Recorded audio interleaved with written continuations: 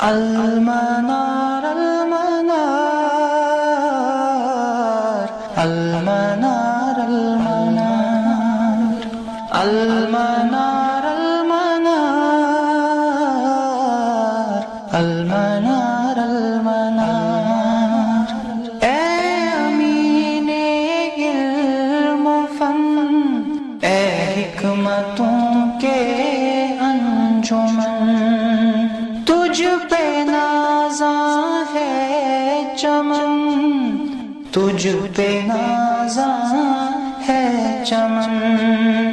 بسم اللہ الرحمن الرحیم، الحمد للہ رب العالمین والعاقبۃ للمتقین، وافضل الصلاة واتم التسلیم علی سید المرسلین محمد وعلی آلہ واصحابہ اجمعین، اما بعد، رب اشرح لی صدری ویسر لی امری واحلل عقدۃ من لسانی یفقہوا قولی، اللہم ارنا الحق حقا وارزقنا اتباعہ وارنا الباطل باطلا وارزقنا اجتنابہ، اللہم صل علی محمد وعلی آل محمد كما صليت على إبراهيم وعلى آل إبراهيم إنك حميد مجيد، اللهم بارك على محمد وعلى آل محمد كما باركت على إبراهيم وعلى آل إبراهيم إنك حميد مجيد۔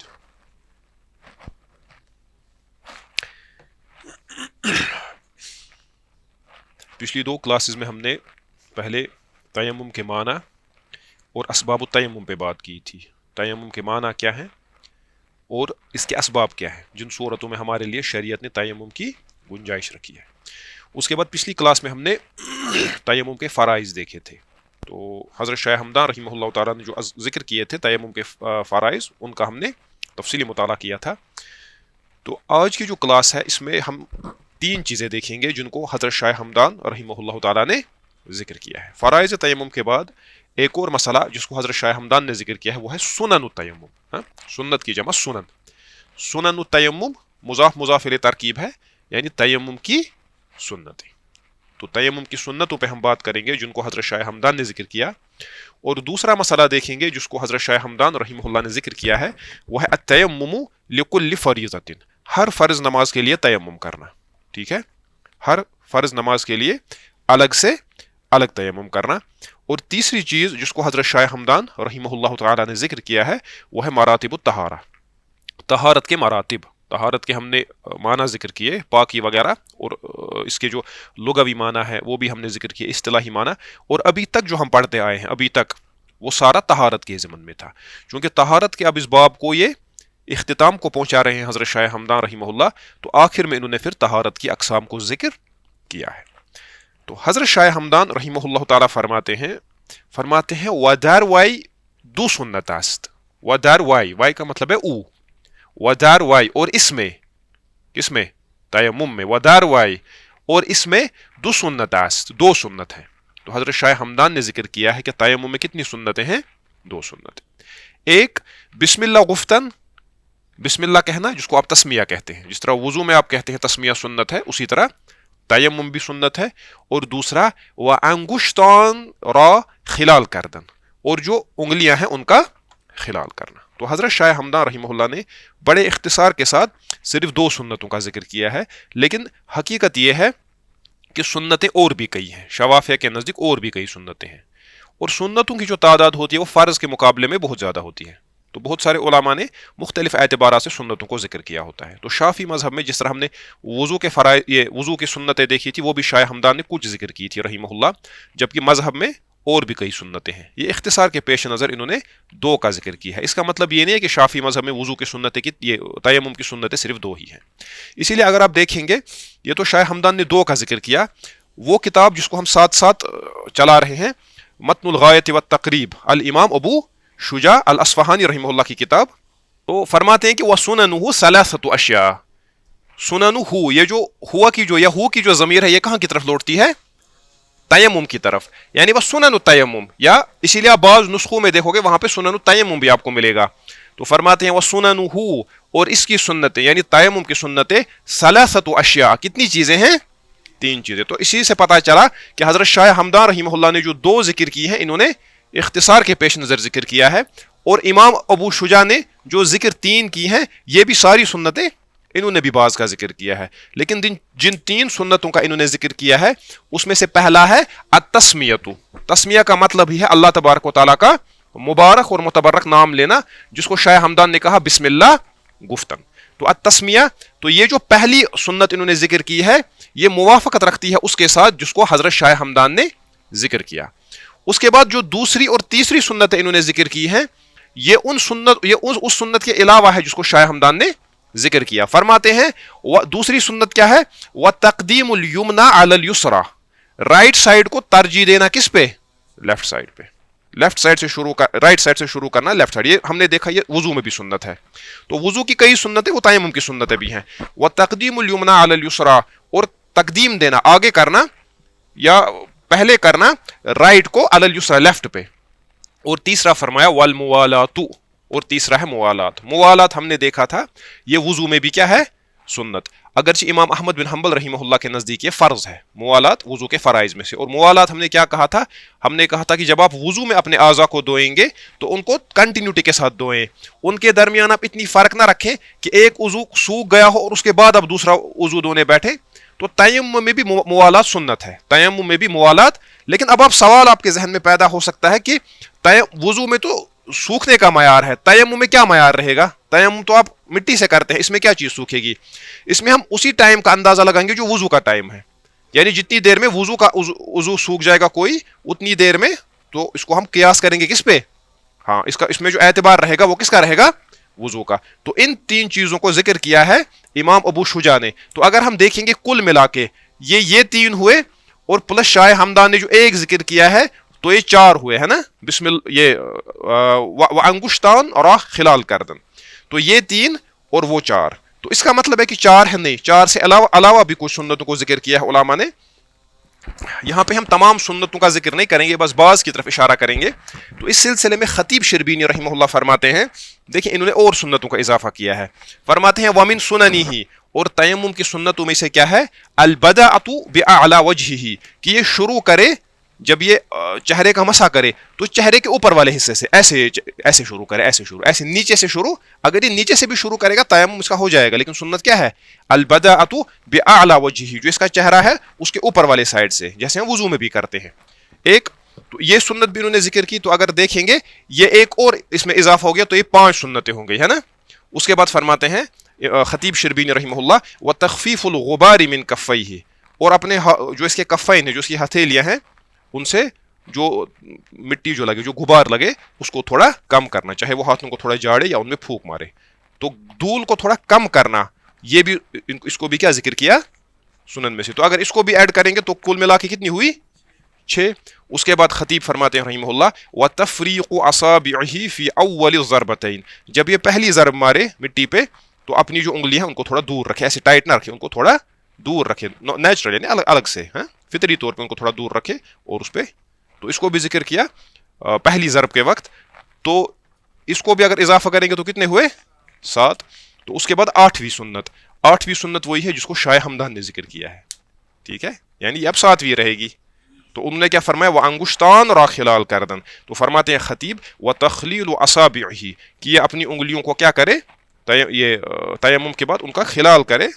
بعد مسح الیدین، ہاتھوں کا مسح کرنے کے بعد، یعنی جب یہ چہرے کا مسح کرے پھر ہاتھوں کا مسح کرے الی المرفقین، اس کے بعد اپنی انگلیوں کا خلال کرے. تو یہ شافعی مذہب میں سنت ہے. تو بہرحال سنتوں میں ہم زیادہ تفصیل میں نہیں جائیں گے، اگر آپ اور کتابیں دیکھیں گے اس میں اور بھی سنتوں کا ذکر کیا ہوگا، ٹھیک ہے؟ یا اور بھی کچھ سنتیں آگے آئیں گی. مثلا دیکھیں جو میں نے اس سے پہلے بھی ذکر کیا تھا کہ بڑی معروف کتاب ہے الفقہ المنہجی علی مذہب الامام الشافعی، جو معاصر علماء میں سے 3 علماء نے اس کو مل کے لکھا ہے. 3 علماء ہیں اور بڑی معروف کتاب اس وقت شوافیہ کے یہاں جو طالب علم ہیں ان کے یہاں ہے. تو فرماتے ہیں یسن فیہ ما یسن فی الوضو. دیکھیں یہ اس میں ایک ضابط انہوں نے ذکر کیا. فرماتے ہیں یسن فیہ، سنت ہے اس میں یعنی تیمم میں، ما یسن فی الوضو، جو کس میں سنت ہے؟ وضو میں. من التسمیۃ اولہ، جیسے اس کی آغاز میں کیا کرنا؟ تسمیہ بسم اللہ. وَأَن يَبْدَأَ بِأَعْلَى الْوَجْهِ، اور شروع کرے اوپر سے چہرے کے، جو وہ بھی ہم نے دیکھا. اور وَيُقَدِّمُ الْيَدَ الْيُمْنَى بِالْمَسْحِ عَلَى الْيُسْرَى، اور مسح میں کس کو ترجیح دے؟ رائٹ پورشن کو کس پہ؟ رائٹ ہاتھ کو ترجیح دے کس پہ؟ لیفٹ ہاتھ پہ. کما علمت، جیسے کہ آپ نے جانا. وَأَن يَمْسَحَ جُزْءً مِنَ الرَّأْسِ، اور سر کے کچھ حصے کا بھی ہم نے وضو میں بھی دیکھا تھا. اس میں نے وہ قاعدہ ذکر کیا تھا ما لا یتم الواجب الا به فهو الواجب. وہ آپ دیکھیں ما لا یتم الواجب به ما لا یتم الواجب الا به فهو واجب. تو فرماتے ہیں وان یمسح جزءا من الراس, اور سر کے تھوڑے حصے کا بھی کیا کرے, تھوڑے حصے کا مسح کرے. آپ اس کو وضو کے ساتھ دیکھیں تب آپ اس کو سمجھیں گے. اور وجزءا من العضد, اور جو انسان کی بازو ہے کوہنیوں کے اوپر کا جو حصہ ہے اس کے تھوڑے حصے کا بھی یہ کیا کرے, مسح کرے.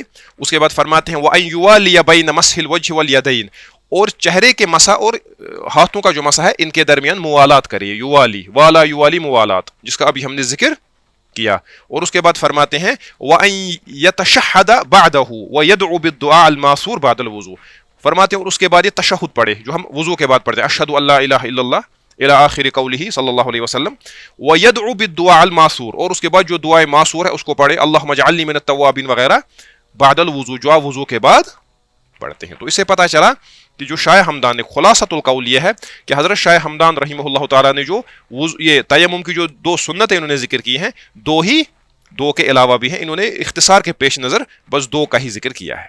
اب اس کے بعد ایک اہم مسئلہ ہے جس پہ ہم بات کریں گے. شاہ ہمدان رحمہ اللہ تعالیٰ ایک اور مسئلے کی طرف آتے ہیں.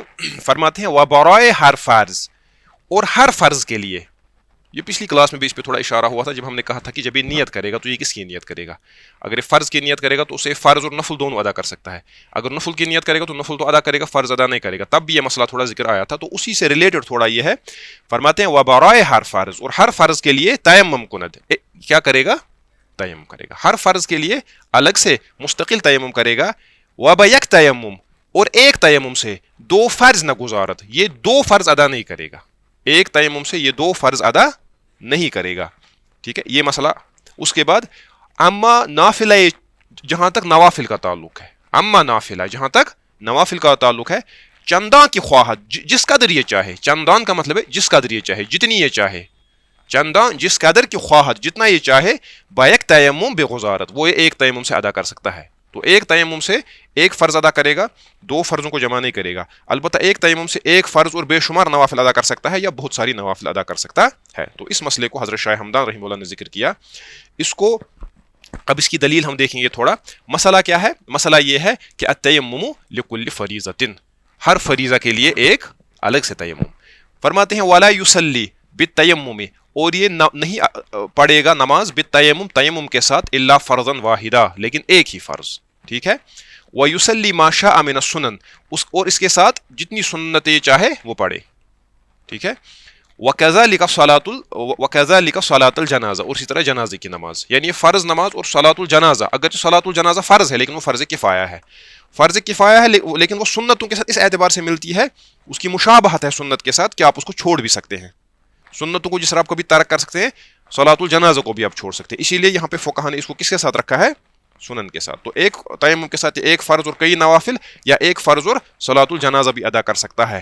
فَإِذَا أَرَادَ أَن يُصَلِّيَ فَرْضًا آخر, اب پس جب یہ ارادہ کرے ایک اور فرض ادا کرنے کا, تیمم, تو یہ کیا کرے گا, نیا تیمم کرے گا. وَإِن لَمْ يُحْدِثْ بَعْدَ تَيَمُّمِهِ الْأَوَّلِ, اگرچہ یہ اس کا تیمم نہ ٹوٹا ہو پہلے تیمم کے بعد, اگرچہ یہ حالت حدث میں نہ گیا ہو. وَسَوَاءٌ كَانَتِ الصَّلَاةُ أَدَاءً أَمْ قَضَاءً, فرماتے ہیں یہ ایک ہی بات ہے چاہے وہ ادا نماز ہو یا قضا ہو, یعنی دو قضا بھی یہ جمع نہیں کر سکتے ایک تیمم پہ, یا ایک ادا اور ایک قضا. تو اس کی اب دلائل کیا ہیں, انہوں نے ایک دلیل ذکر کی ہے. فرماتے ہیں روى البیہقی, امام البیہقی رحمہ اللہ نے ذکر کیا, روایت کیا, بِإِسْنَادٍ صحیح, صحیح سند کے ساتھ, عن ابن عمر رضی اللہ عنہما, سیدنا عبداللہ بن عمر رضی اللہ عنہما سے, قال, وہ فرماتے ہیں جو متیمم ہوگا, تیمم کرنے والا, یتیمم, تیمم کرے گا یہ, لکل صلاۃ, ہر نماز کے لیے, یہ ہر نماز کے لیے کیا کرے گا, تیمم. وَإِن لَمْ يُحْدِثْ, اگرچہ اس کو حدث نہ ہوا ہو. تو پتہ چلا کہ یہ سیدنا ابن عمر رضی اللہ تعالی عنہ ان کا بھی قول ہے. اگرچہ بعض فقہا وہ کہتے ہیں نہیں, یہ ایک تیمم سے باقی فرائض بھی ادا کر سکتا ہے. یہ میں نے پہلے ہی کہا کہ اختلافی مسئلہ ہے, لیکن شوافیہ کا قول اس میں یہی ہے جو میں نے ذکر کیا.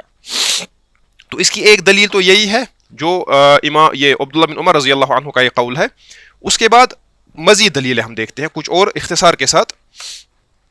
تو اس کے دلائل میں سے جو علماء نے ذکر کی ہیں, ان میں سے ایک دلیل یہ ہے کہ اللہ تبارک و تعالیٰ سورہ مائدہ میں فرماتے ہیں, بڑی معروف آیت ہے سورہ مائدہ کی آیت نمبر 6, اس میں اللہ تبارک و تعالیٰ وضو کا ذکر فرماتے ہیں. فرماتے ہیں یا ایھا الذین آمنوا, اے وہ لوگوں جنہوں نے ایمان لایا ہے, ایمان قبول کیا ہے. اذا قمتم الی الصلاۃ, جب بھی تم نماز کے لیے اٹھو, جب تم نماز کے لیے اٹھو, فاغسلوا وجوہکم, تم اپنے چہروں کو دھویا کرو, پھر اپنے بازو وغیرہ آخر تک. یہ معروف آیت ہے, کئی مرتبہ اس کا ذکر آیا. تو یہ آیت ہے. اب بظاہر اس آیت سے کیسے استدلال ہے؟ اب دیکھیں اس سے کتنا خوبصورت استدلال امام شافعی رحمہ اللہ نے کیا ہے, اور اس سے آپ سمجھ سکتے ہیں کہ ہمارے جو سلف تھے وہ کس طرح قرآن و حدیث کو سمجھنے کی کوشش کرتے تھے. امام شافعی رحمہ اللہ اس سلسلے میں فرماتے ہیں, اس پہ آپ غور کریں, بڑا لطیف استدلال ہے اس آیت سے, اس بات پہ کہ ہر وضو کے لیے آپ کو ایک تیمم, ہر فرض نماز کے لیے آپ کو ایک تیمم کرنا ہے. ہاں, امام شافعی رحمہ اللہ فرماتے ہیں فکان الظاہر من ھذا یقتضی, فرماتے ہیں اس آیت کا جو ظاہر ہے, ظاہری مطلب وہ یہ تقاضا کرتا ہے, اس کا یہ تقاضا ہے. اور ظاہر سی بات ہے قرآن ہمیشہ اپنے ظاہر پہ ہی ہوتا ہے, یہ اصول ہے. اس کو امام شافعی رحمہ اللہ نے بھی ذکر کیا ہے الرسالہ میں کہ القرآن علی ظاہرہ, قرآن اصل میں اپنے ظاہر پہ ہے, جو اس کے اپیرنٹ میننگ ہے, حقیقی میننگ یا اپیرنٹ میننگ جو اس کے ہیں, ظاہری میننگ جو اس کے ہیں, اصل قرآن اسی پہ ہے. آپ کو اسی معنی میں اس کو لینا ہے, جب تک کہ کوئی دلیل نہ آئے جو اس کو ظاہر سے دوسری طرف پھیرے, یا جو اس کو حقیقت سے مجاز کی طرف پھیرے. تو اس امام شافعی رحمہ اللہ اسی لیے ظاہر النصوص کو پکڑتے ہوئے فرماتے ہیں فقان الظاہر من ھذا یقتضی, اس آیت کا جو ظاہر ہے وہ یہ تقاضا کرتا ہے کیا, ان کل من قام الی الصلاۃ, کہ ہر وہ شخص جو نماز کے لیے اٹھے, اذا قمتم, جب تم نماز کے لیے اٹھو, ہے نا, جب تم نماز کے لیے اٹھو. اس آیت کا تقاضا یہ ہے کہ ان کل من قام الی الصلاۃ, کہ ہر شخص جو نماز کے لیے اٹھے, فعلیہ الغسل, اس کو غسل یعنی وضو کرنا اس کے لیے کیا ہے, یہاں پہ غسل دھونے کے معنی میں ہے, یعنی پانی کا استعمال کرنا اس پہ کیا ہے, واجب ہے. ان کان واجدا الماء, اگر اس نے پانی کو پایا, معروف مسئلہ ہے نا, یعنی جب بھی اٹھے اگر پانی اویلیبل ہے تو وہ کیا کرے گا, وضو. او التیمم, یا اس پہ کیا واجب ہے, تیمم. ان کان عادما للماء, اگر اس کو پانی نہ ہو, اگر پانی کا فقدان ہو. او خائفا من استعمالہ, یا اس کو استعمال کرنے سے اس کو خوف ہو کوئی, وہ ہم نے دیکھے وہ صورتیں. تو کلما قام الیہا, فرماتے ہیں اس آیت کا تقاضا یہ ہے کہ جب بھی یہ نماز کے لیے بندہ اٹھے گا, یہ اس کے لیے وضو کرے گا اور اس کے لیے کیا کرے گا, یا تیمم کرے گا. یہ جب بھی کہاں سے آیا, یہ آیت کے الفاظ ہے, اذا قمتم الی الصلاۃ ہے, آیت کے الفاظ تو یہ ہے نا, اذا قمتم الی الصلاۃ, جب بھی تم نماز کے لیے اٹھو, فاغسلوا وجوہکم. تو امام شافعی رحمہ اللہ فرماتے ہیں تو ظاہر اصل میں یہ ہے کہ جب بھی آپ کسی نماز کے لیے اٹھے, آپ کو ہر نماز کے لیے مستقل وضو کرنا ہے. ظاہر قرآن کا یہ ہے. فرماتے ہیں لیکن وَإِنَّمَا تَرَكْنَا هَذَا الظَّاهِرَ بِالْوُضُوءِ, فرماتے ہیں لیکن وضو کے لیے ہم نے اس ظاہر کو ترک کیا. ہم وضو کے لیے یہ نہیں کہتے ہیں کہ ہر نماز کے لیے الگ وضو کرنا ہے, اگرچہ آیت کا ظاہر وہی ہے. ہم نے کیوں چھوڑا اس ظاہر کو, اس کو ہم نے کیوں چھوڑا, اس لیے چھوڑا بما رویہ, جو روایت کیا گیا ہے, ان النبی صلی اللہ علیہ وسلم, کہ نبی کریم صلی اللہ علیہ وسلم نے بلا شبہ کیا کیا, جمع بین صلوات, آپ نے کئی نمازوں کو جمع کیا, عام الفتح, فتح مکہ کے سال, بطہارت, ایک ہی طہارت پہ, آپ نے ایک طہارت سے کئی نمازیں ادا کی. ٹھیک ہے, ایک وضو سے آپ نے کئی نمازیں ادا کی. تو اس حدیث کی بنیاد پہ ہم نے قرآن کے ظاہر کو چھوڑا. ہم نے کہا کہ ہر نماز کے لیے وضو اب ضروری, آپ ایک وضو سے کئی نمازیں پڑھ سکتے ہیں. ٹھیک ہے, تو یہ دیکھیں یہ اہم مسئلہ ہے. اصل میں قرآن کو سمجھنے کا یہی منہج ہے, یعنی ظاہر کو آپ خواہ مخواہ میں نہیں چھوڑ سکتے. ظاہر کو آپ اس لیے چھوڑ سکتے ہیں, چھوڑا ہے آپ نے ایک حدیث کی بنیاد پہ, لیکن یہ جو حدیث ہے یہ کس سے متعلق ہے, یہ وضو کے بارے میں ہے. وہی امام شافعی فرماتے ہیں کہ ہم نے اس ظاہر کو چھوڑا, ہم نے اس ظاہر کو چھوڑا کس بنیاد پہ, حدیث کی بنیاد پہ. فرماتے ہیں فخرج ھذا من مقتضى الدلیل, فخرج ھذا من مقتضى الدلیل.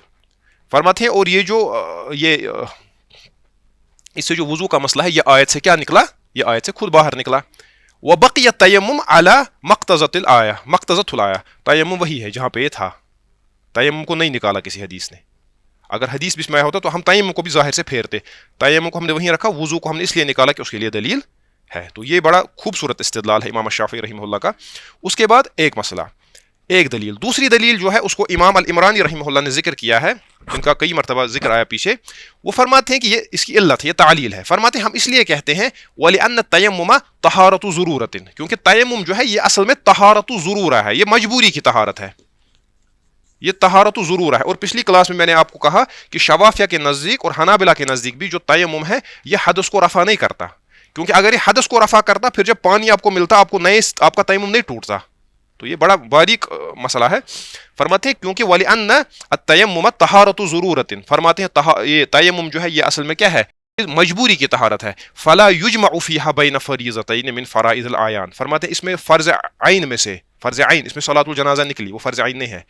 فلا یجمع فیہا، پس اس طہارت میں ہم جمع نہیں کریں گے بین فریضتین، دو فرضوں کو، من فرائض العیان، جو کیا ہو، جو فرض عین میں سے ہو. کا طہارت المستحاضہ، جیسے اس عورت کی طہارت جس کو مستحاضہ ہو، حیض کے علاوہ جس کو وہ خون آتا ہو، جو اس کا حکم ہے وہی حکم پھر یہاں پہ بھی لگاتے ہیں. یعنی انہوں نے قیاس کیا ہے اپنی عقل سے بات.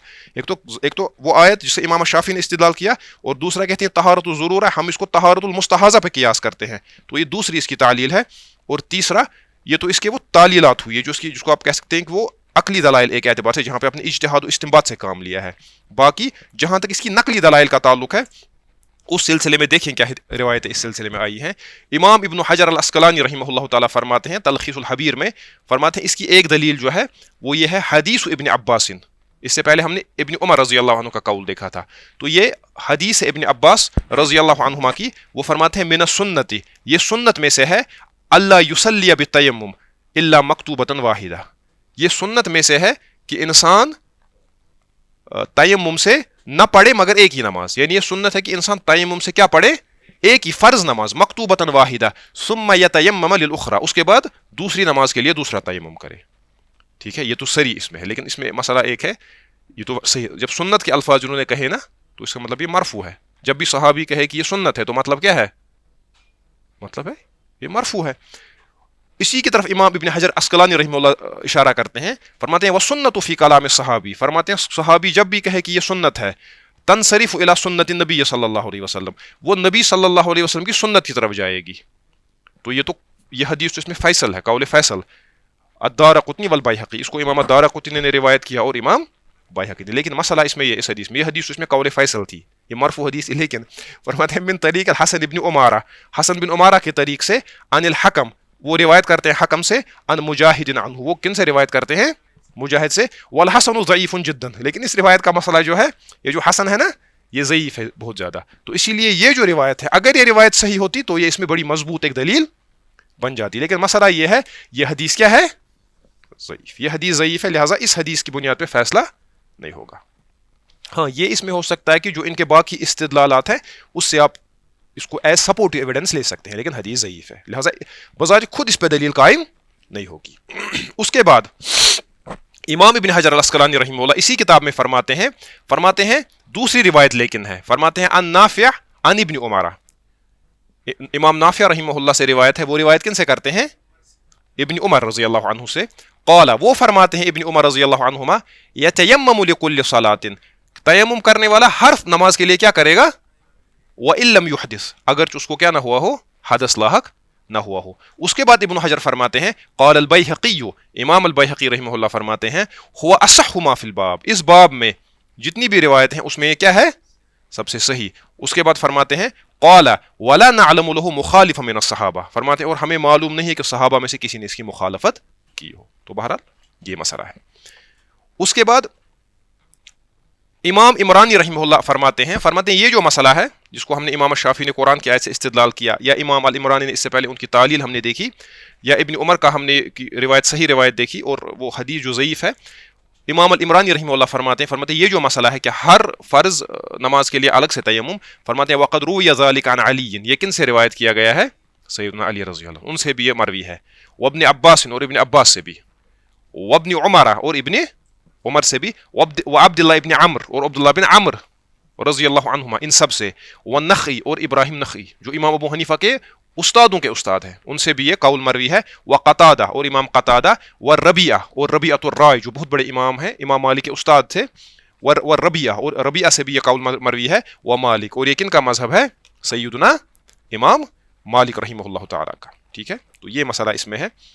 تو اسی مسئلے کی وضاحت کرتے ہوئے امام سلیم الرازی، اس کو بہت سارے لوگ سلیم پڑھتے ہیں، لیکن یہ کیا ہے، سلیم پڑھنا اس کو صحیح نہیں ہے. سلیم، میں بھی بہت پہلے، آج 5-6 سال پہلے، بلکہ 8-10 سال پہلے میں نے بھی اس کو ایک جگہ لکھی تھی ایک تحریر، میں نے اس میں سلیم انگریزی میں لکھا، میں نے سلیم لکھا تھا، تو بہرحال وہ بات غلط ہے. تو یہ ہے الامام سلیم الرازی، یہ امام غزالی رحمہ اللہ کی ولادت سے 3 سال پہلے ان کی وفات ہوئی، بڑے سینئر شافعی علماء میں سے ہیں.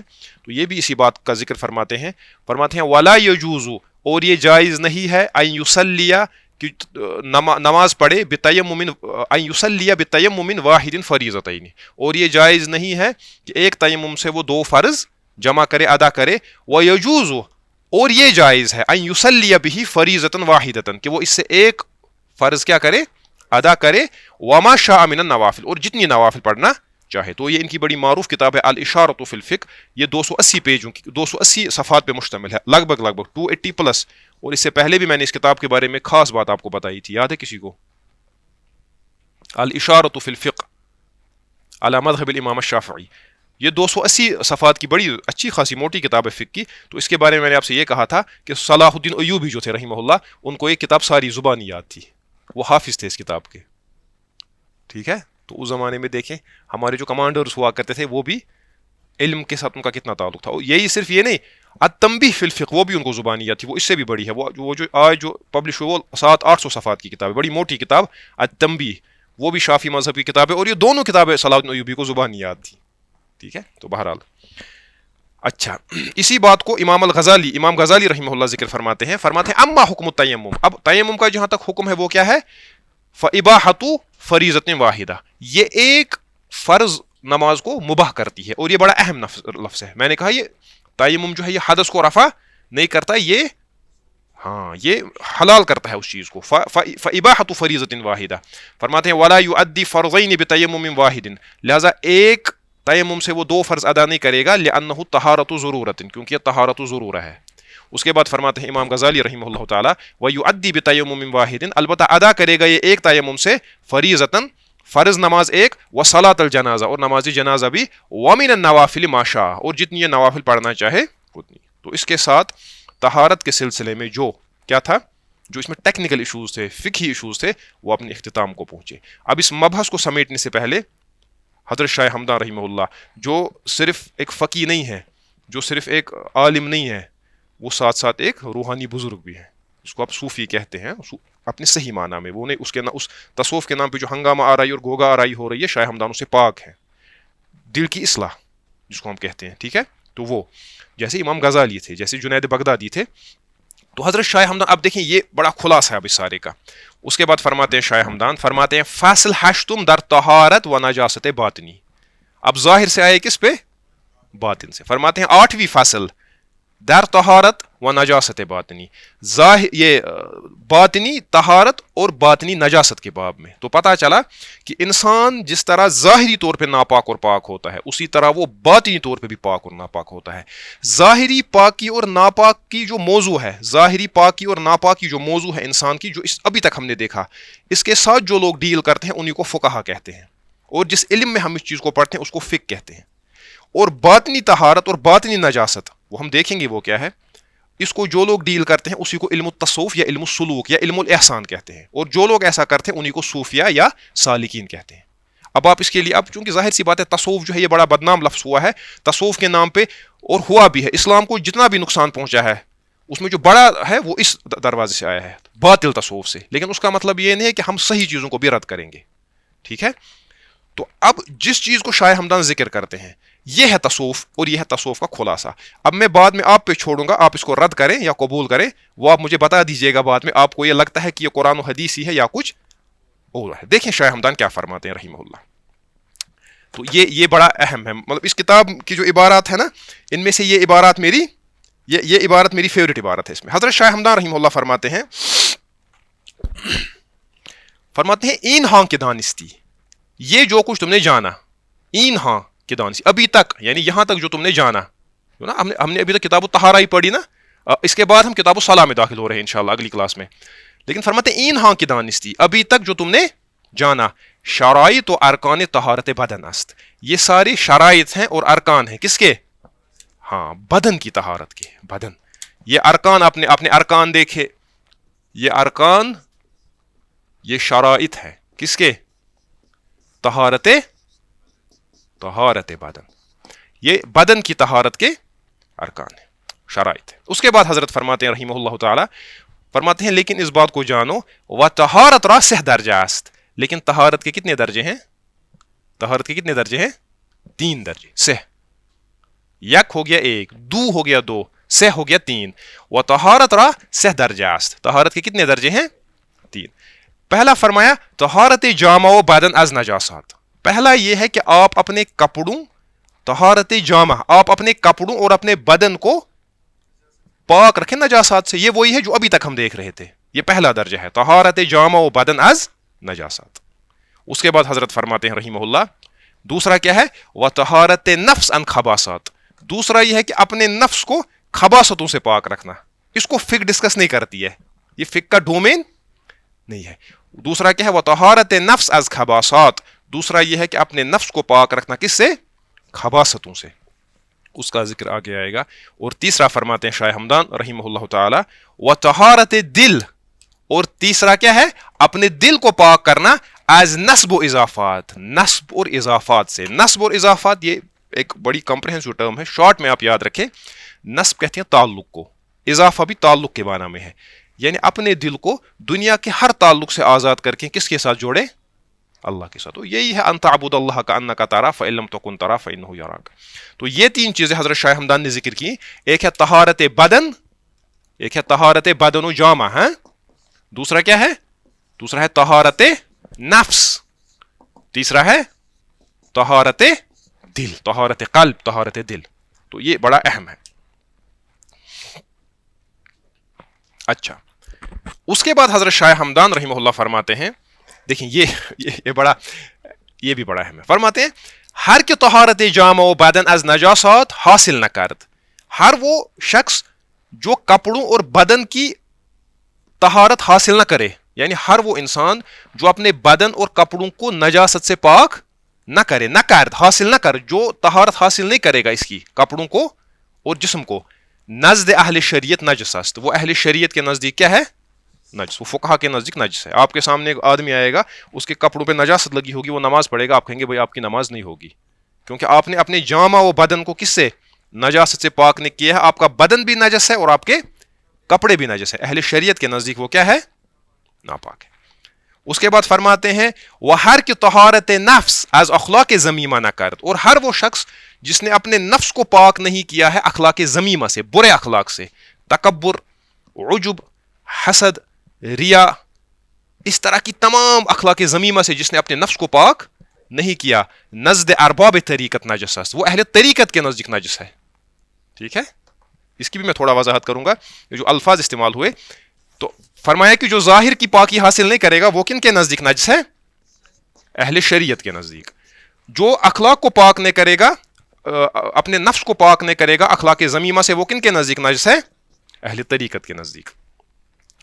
ہم دیکھیں خود اپنے آپ کا محاسبہ کریں گے ہم کس درجے پہ ہیں. اس کے بعد فرماتے ہیں یہ جو تیسرا ہے نا, یہ توحید کا بڑا اونچا درجہ ہے. فرماتے ہیں وہ ہر کے طہارت دل نہ کرد از غیر حق. حق کون ہے, اللہ. الحق اس کا اسم ہے نا. وہ ہر کی طہارت دل نہ کرد. اور ہر وہ شخص جس نے اپنے دل کو پاک نہیں کیا از غیر حق, اللہ کے سوا, وہ کیا ہے, نزد اہل کشف و تحقیق نجس است. وہ اہل تحقیق اور اہل کشف کے نزدیک کیا ہے, نجس ہے, اہل تحقیق. اب دیکھیں مراد کیا ہے اس سے. مراد شریعت کا مطلب ہے, جو شریعت ہماری ہے نا, شریعت جو شریعت ہے اس کا جو ظاہری پہلو ہے, جو ہم نے دیکھا, وضو, نماز, روزہ, کیونکہ دین کے دو ڈائمنشنز ہیں نا. ایک اس کا ظاہر ہے, ظاہر ہو گیا یہی ظاہری طور. طریقت کا مطلب ہے دین کا جو باطنی پہلو ہے. کیا ہے, باطنی پہلو. یہ بھی شریعت کا ہی پارٹ ہے, شریعت سے الگ نہیں ہے. تحقیق کا مطلب ہے جب انسان کو شریعت و طریقت دونوں میں کمال حاصل ہو تو وہ اہل تحقیق میں سے ہو جاتا ہے. ٹھیک ہے, سمجھے. اور اہل کشف کا استعمال کیا, اہل کشف سے بھی یہی مراد ہے. کشف کا مطلب کیا ہے, کشف کا مطلب ہے کہ اللہ تبارک و تعالیٰ اپنے کسی بندے کو کبھی کوئی چیز دکھا دیتا ہے. ٹھیک ہے, یہ ہمیشہ نہیں ہوتا. کبھی کسی بندے پہ اللہ تبارک و تعالیٰ کوئی چیز ظاہر کرتا ہے, اس کو بظاہر وہ آنکھوں سے ہوتی ہوئی نظر آتی ہے, تو اس کو کشف کہتے ہیں. اور کشف کو ماننا یہ اہل سنت کا مذہب ہے. آپ تمام کتابیں دیکھیں, امام ابن تیمیہ خصوصاً, ان کا نام تو اکثر ذکر کیا جاتا ہے ان چیزوں میں. ابن تیمیہ نے کثرت سے اس چیز کا ذکر اپنی کتابوں میں کیا ہے. اور یہ سن کے شاید آپ حیران ہو کہ شیخ الاسلام ابن تیمیہ بذات خود ایک صاحب کشف بزرگ تھے.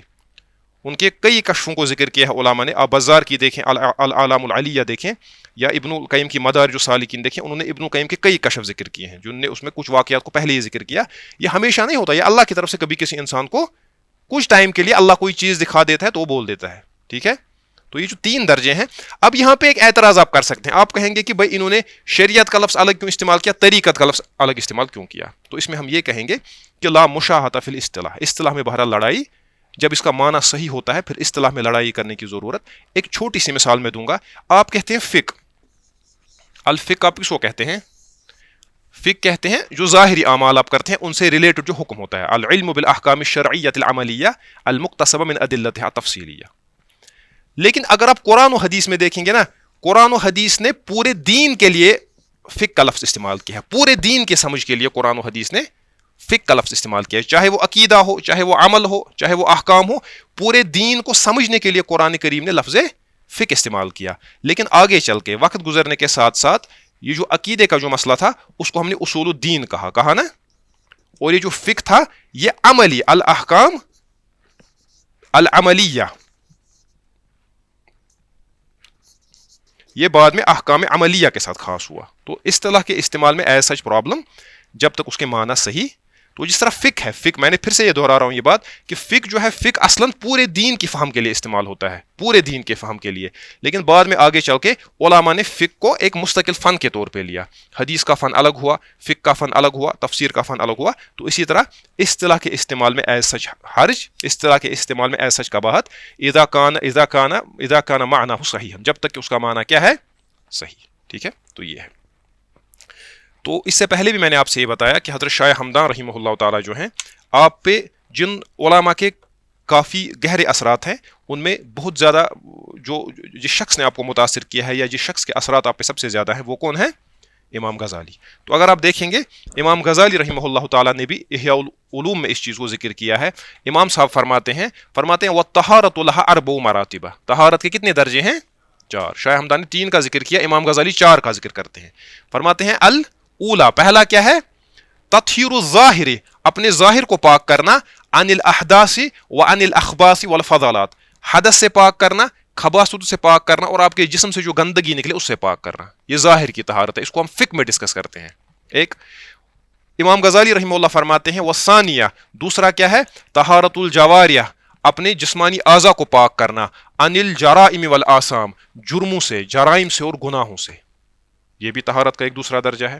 ٹھیک ہے, یعنی ظاہر میں آپ اپنے, ایک تو ہو گیا کہ آپ نے پہلے ظاہر کو پاک کیا گندگی سے, دوسرے آپ اپنے اعضاء و جوارح کو برے کاموں میں یا گناہوں میں استعمال نہیں کرتے. آپ کسی اس چیز کو نہیں پکڑتے جس کا پکڑنا آپ کے لیے جائز نہیں ہے, اس چیز کو دیکھتے نہیں جس کا دیکھنا آپ کے لیے جائز نہیں ہے.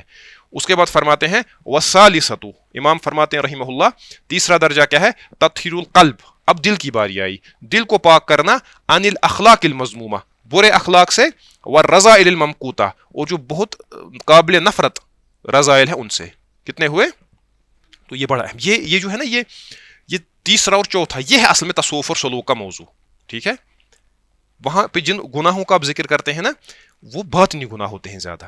ظاہری گناہوں پہ سب بات کرے گا, باطنی گناہوں پہ جو مولوی صاحب ظاہر پہ بات کر رہا ہوتا ہے نا وہ خود ان باطنی گناہوں میں مبتلا ہوتا ہے. ٹھیک ہے, اسی لیے آپ دیکھیں گے امام غزالی کی جو یہ شاہکار کتاب ہے نا احیاء العلوم, اس میں کمزوری بھی کہیں ہو سکتی ہے, انسان نے کتاب لکھی ہے. اگر آپ دیکھیں گے امام غزالی نے اس کتاب کو 4 حصوں میں تقسیم کیا. کتنے حصوں میں؟ 4. پہلا حصہ جو ہے اس کا وہ ہے عبادات. کس کا؟ عبادات ہمیں معلوم ہے, عبادات کا جو. دوسرا حصہ جو ہے وہ ہے معاملات کا. کس کا؟ لوگوں کے ساتھ جو ڈیلنگز. عبادت ہو گیا آپ کا اپنے رب کے ساتھ تعلق, معاملات ہو گیا لوگوں کا آپس میں ایک دوسرے کے ساتھ تعلق, اس میں پھر سارے مسائل آ جاتے ہیں, بیو وغیرہ, وہ سارے معاملات.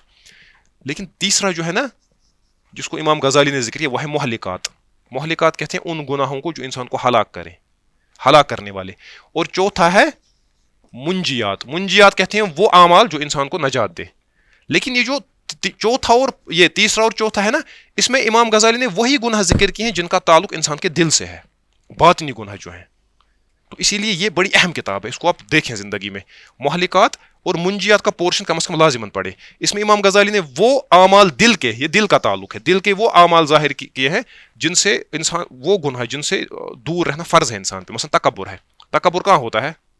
وہ دل میں ہوتا ہے. تکبر آپ کے کپڑوں میں نہیں ہوتا, کپڑوں میں اس کی مینیفیسٹیشن ہو سکتی ہے. دل اصل میں یہ تکبر دل کا فعل ہے. ریاکاری بھی دل میں ہی ہوتی ہے. کسی کو حقیر سمجھنا یہ بھی دل میں ہی ہوتا ہے. اپنی بڑائی چاہنا یہ بھی دل میں ہی ہوتا ہے.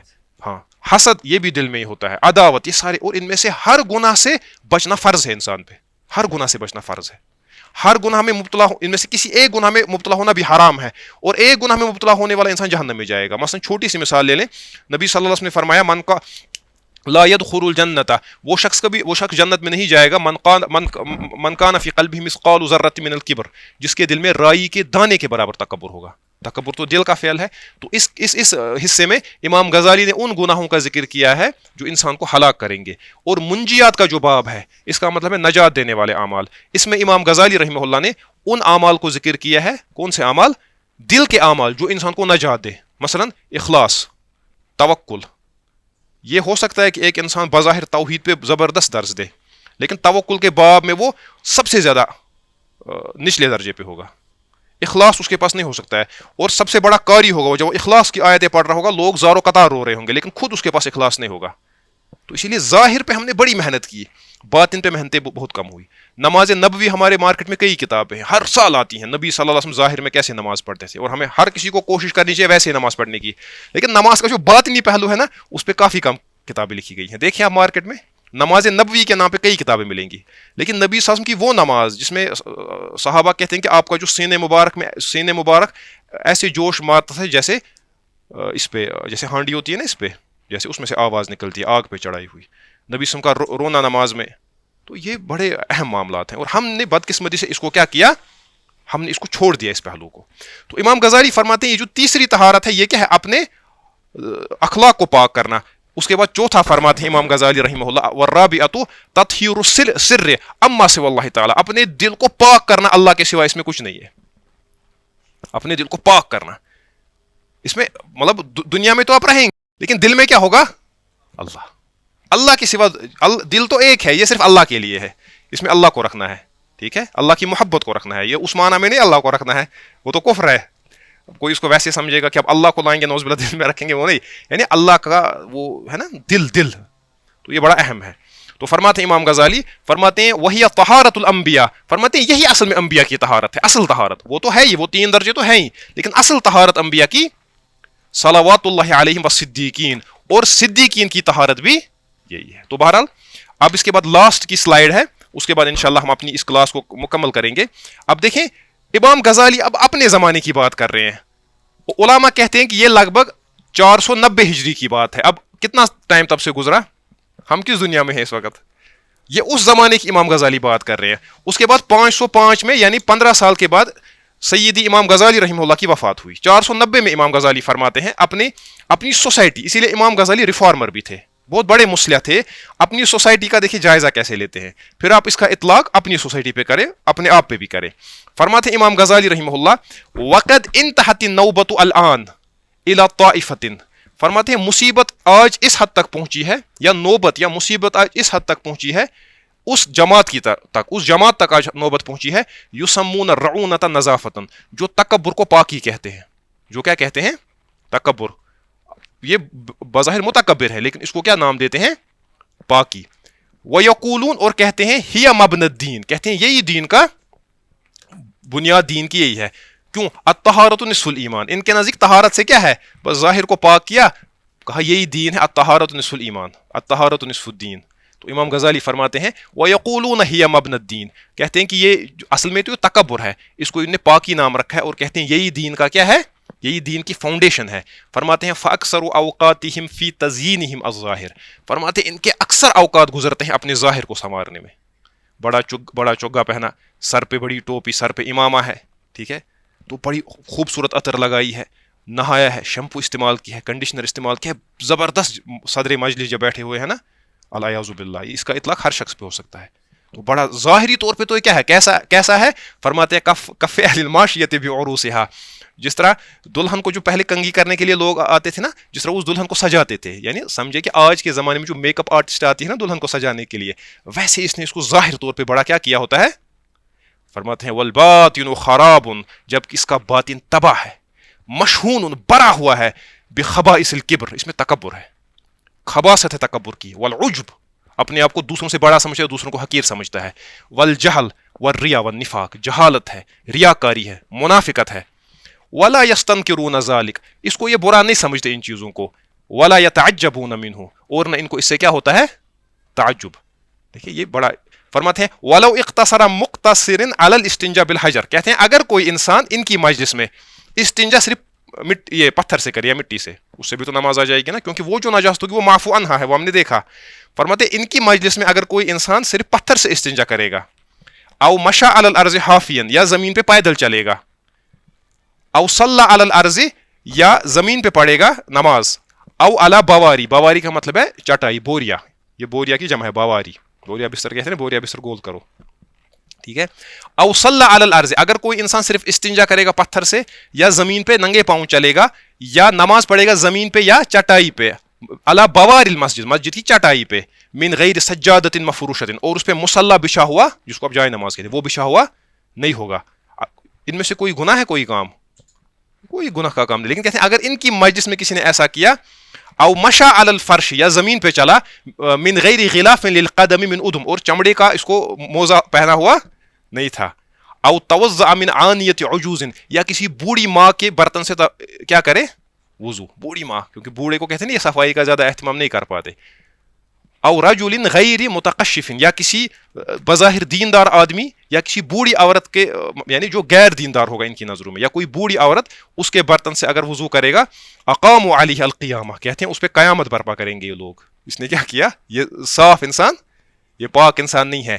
وشدوا علیہ النکیرہ, فرماتے ہیں اور شدید نکیر اس پہ کریں گے. ولقبوہ بالقذر, اور کہیں گے کہ یہ گندا آدمی ہے, کیا ہے, اس کو لقب دیں گے کہ گندا آدمی ہے. وَأَخْرَجُوهُ مِنْ زُمْرَتِهِمْ, اور اس کو نکالیں گے اپنے دائرے سے. وَاسْتَنْكَفُوا عَنْ مُعَاكَلَتِهِ وَمُخَالَطَتِهِ, اور احتراز کریں گے اس کے ساتھ بیٹھنے سے اور کھانے پینے سے, ٹھیک ہے. فرماتے ہیں فَسَمُّوا الْبَزَازَةَ, یہ جو سادگی ہے, انہوں نے اسی سادگی کا نام الَّتِي هِيَ مِنَ الْإِيمَانِ, جو ایمان میں سے ہے, سادگی تو ایمان میں سے ہے, کہتے ہیں سادگی کا نام جو ایمان ہے, اس کا نام انہوں نے قذارتن, گندگی رکھا. والرعونۃ نظافۃ, اور تکبر کا نام کیا رکھا, پاکی. فانظر کیف صار المنکر معروفا والمعروف منکرا, فرماتے امام غزالی دیکھو معروف کیسے منکر بن گیا اور منکر کیسے معروف بن گیا. وکیف اندرس من الدین رسمہ کمن درس حقیقتہ وعلمہ, اور دین کا ظاہر بھی اب کیسے خراب ہو گیا, بوسیدہ ہو گیا, جس طرح دین کی حقیقت اور دین کا اصل علم. تو کہنے کا مطلب اصل یہ ہے کہ شاہ ہمدان نے اس کا ذکر کیوں کیا, اصل میں ہے نا فائنلی یہی, پھر یعنی جو بھی آپ عبادات کرتے ہیں اصل میں آپ کا عبادت, ہاں عبادت اس لیے نہیں ہے, جو بعض لوگوں نے کہا کہ عبادت اس لیے ہے کہ یہ ایکسرسائز ہے, آپ عبادت کریں گے تو تاکہ آپ پھر دنیا میں ایک نظام عدل قائم کر سکیں, عبادت اس کے لیے ایکسرسائز یا ٹریننگ ہے, یہ بات وہ نہیں ہے. عبادت, ہر عبادت آپ کو اللہ کے ساتھ جوڑنے کے لیے ہے, آپ کے دل کو معصیت اللہ اور غیر اللہ سے پاک کرنے کے لیے. ہر عبادت آپ کو اللہ کے قریب لے جانی چاہیے, ٹھیک ہے. تو یہ جو طہارت کی انہوں نے اقسام ذکر کی, اگرچہ فقہی متن میں یہ نہیں ہونا چاہیے, لیکن شاہ ہمدان فقہ کو ذکر کرنے کے سلسلے میں امام غزالی کے منہج پہ ہیں. یہ فقہ کے ساتھ ساتھ کس چیز کو ذکر کرتے ہیں, اس میں جو اسرار بھی ہیں, ٹھیک ہے. تو بہرحال یہ بڑی اہم بات ہے جس پہ شاہ ہمدان رحمہ اللہ تعالیٰ نے اس باب کا, یا اس جو کتاب تھی کتاب الطہارہ, اس کا اختتام کیا. تو ہم اللہ تبارک و تعالیٰ سے دعا گو ہیں کہ اللہ تبارک و تعالیٰ ہمیں ظاہری پاکی بھی عطا فرمائے اور باطنی پاکی بھی عطا فرمائے, ٹھیک ہے. ہم اپنے ظاہر کو بھی سنوارے اور باطن کو بھی سنوارے, اس طور پہ سنوارے کہ جب ہم اس کے سامنے حاضر ہو وہ ہمارے ظاہر سے بھی راضی ہو اور ہمارے باطن سے بھی, کیونکہ اصل مسئلہ جو ہے وہ دل کا ہی ہے ایٹ دی اینڈ. الا ان فی القلوب الا ان فی الجسد لمضغہ, ہے نا. تو دل کا مسئلہ تو بڑا اہم مسئلہ ہے. تو اللہ تبارک و تعالیٰ ہمارے حال پر رحم فرمائے. ھذا ما عندی واللہ تعالی عالم. السلام علیکم ورحمۃ اللہ. المنار المنار المنار المنار المنار المنار المنار, اے امین علم و فن, اے حکمتوں کے انجمن, تجھ پہ نازاں ہے چمن, تجھ پہ نازاں ہے چمن.